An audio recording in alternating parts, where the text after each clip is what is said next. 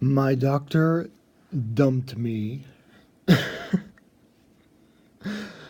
had a regularly scheduled appointment with my psychiatrist yesterday, and my mom took me because I can't drive because I have tardive dyskinesia, these crazy movements that you see. People tend to think it would be unsafe for me to be behind the wheel of a car and have sudden uncontrollable movements of the arms. So my mom and I go into this appointment, and she doesn't always come into my appointments, but I requested that she come into this one. And um, the head psychiatrist of the little psychiatrist office that I go to, and his, I'm not exactly sure what she is, but his physician's assistant, excuse me, who usually treats me, or they kind of alternate treating me. They're both wonderful people. I mean, they're really, um, I don't know if I want to say extraordinary, but they're bordering on extraordinary in terms of their humanity and their intelligence and the way they've treated me. I've seen them for 8 months, and they've been, I feel, very helpful. We've adjusted my medication to a level that I feel is stable and working, and the assistant, the physician's assistant who helps me a lot, she recommended a therapist who I see who is excellent. So I'll always have her to thank for that. Um, but anyway, my my psychiatrist doesn't have a computer. The main guy, he's kind of an old school dude, and so the other people in the office had printed out my recent email messages to them, which I don't send them email messages all the time. But sometimes when I feel like there's more information that is important to be conveyed that is not information I can express as well verbally as I can in a written form, I send emails.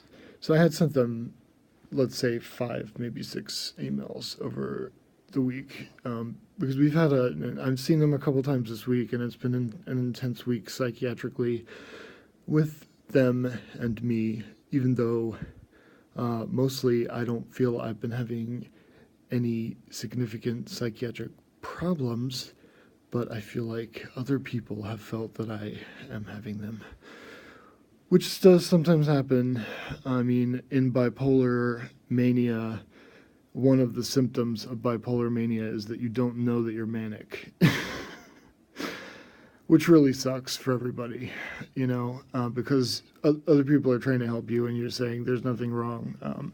I don't think that's what's going on right now, but it could be. And so, I have an agreement with my mom basically that says, if you ever, mom, think that she's my caretaker,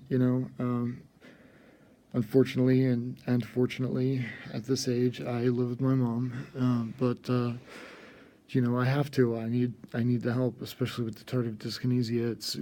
It's tough for me to go to the grocery store, and I can't drive, and blah blah blah. Anyway, but we have an agreement that says if she thinks I need to go to the doctor, that I will agree and I'll go to the doctor whether I think I need to or not, as a safety measure for me.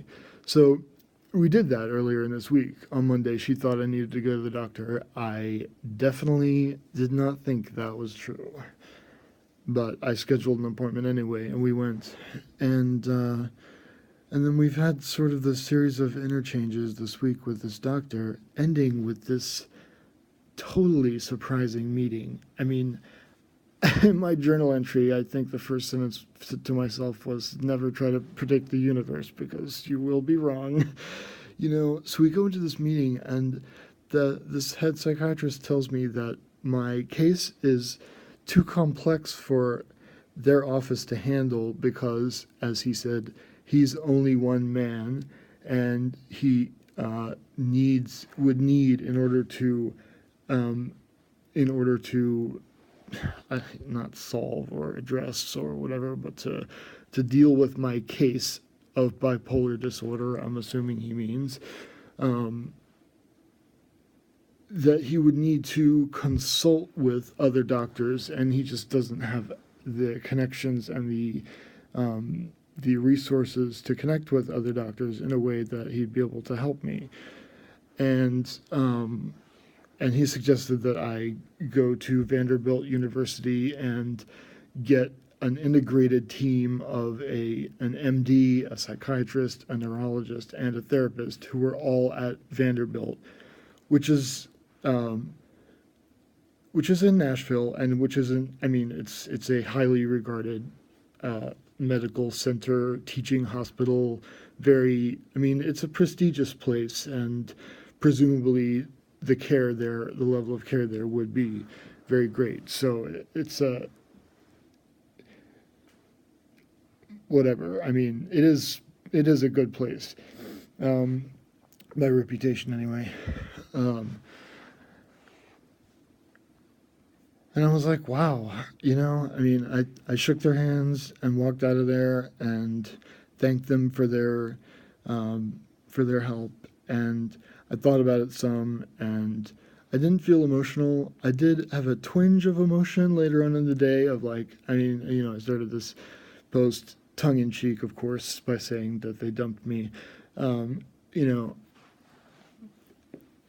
I did have a tiny feeling of that, of wow, they don't want to deal with me anymore. I wonder if they're really telling me the truth, but they probably are telling me the truth. As my friend Davina said, why would they lie? What reason would they have? I was thinking maybe I'm too high maintenance of a patient and they just don't want to deal with me anymore, or something like that. And Davina was like, why would they lie? And I was like, you know what? You're right. That's just my own paranoia, of thinking that they didn't want to deal with me. They're probably telling me the exact truth, which is that they think my case is somehow too complex for them to deal with. Now, here I do have some kind of backlashy thoughts, and I'm going to share them with you. One, bipolar disorder is like the Big Mac of mental disorders. Okay, that's not exactly true. Depression is the Big Mac of mental disorders. But bipolar disorder is like the fish sandwich of mental disorders. It is extremely common in terms of diseaseology, whatever that's called. It's 1% of the population that has it. 1%. So we're not talking about something that, 1 in 100,000 people has, or 1 in a billion people has, or 1 in a million people has. It's 1 in 100 people has, so there are hundreds of millions of people with bipolar disorder. That was a rough calculation, so correct me if I'm wrong. But it's a common disorder. It is, hopefully we'll understand it much better someday, but in terms of disorders, it's a well understood disorder. It has a common path to treatment. It has been widely studied. It does differ from person to person. People have different variations, like in terms of their balance of mania, depression, their degree of psychosis when they're manic, and other features. So there is quite a bit of variation among bipolar. You can't just say, oh, somebody's bipolar and then be like, oh yeah, I understand what that means. It is a disease that presents itself in a number of different ways. So there is some complexity there, which I'll admit. But there's a textbook. K. Redfield Jamison has written popular books on bipolar disorder, but she also co-wrote the textbook. I forgot what it's called, but I've read most of it. And it is the textbook on bipolar disorder, and it tells you everything you could ever want to know about bipolar disorder based on hard data and including treatment plans and how to treat it, and what constitutes malpractice when treating it, specifically not using a mood stabilizer, not treating it medicinally. It's not just a psychological problem. It's an organic brain disorder, and according to K. Redfield Jamison, if you don't treat it with medicine, you're involved in malpractice.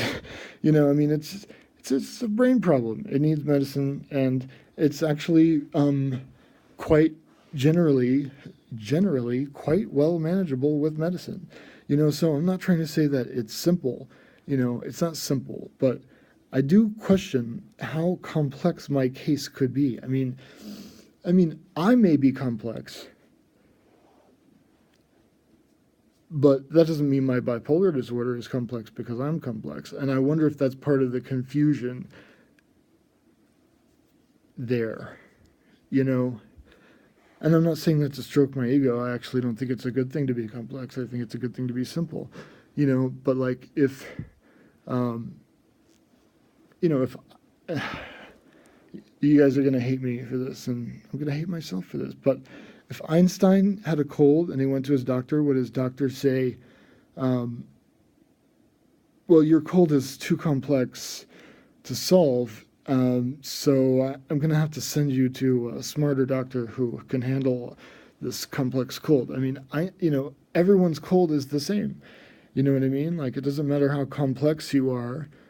So if the issue is my complexity, which, the fact is there is some complexity involved in dealing with me. Um, but that doesn't mean my bipolar disorder is any more complex. You know what I mean? It's still just bipolar disorder. Um, and what else do I want to say about that? So I'm going to Vanderbilt today to do some evaluation, which we'll see what happens. And I don't know. I'm thinking I might just move, like, I'm actually not feeling so great, believe it or not, about psychiatry right now. I mean, the last 5, 6 years, I've agreed to their plan and I've taken their medicine, I've done their thing, but, and I believe it would be a bad idea if I stopped taking my medicine. I mean, but I could be wrong. I don't know. But I'm not feeling too good about psychiatry right now because, you know, I guess because I got dumped. And I know they're trying to help me, but I don't know. Something about it just doesn't feel right. And I'm trying to adjust myself to that, because there's no use, of course, in me taking it personally. And I mean, I don't know if you can hear it in my voice, but I'm not really taking it that personally. It just never happened to me before. I've been dumped by girlfriends, I've been dumped by jobs, I've been dumped by a lot of people, but I've just never been dumped by my doctor before.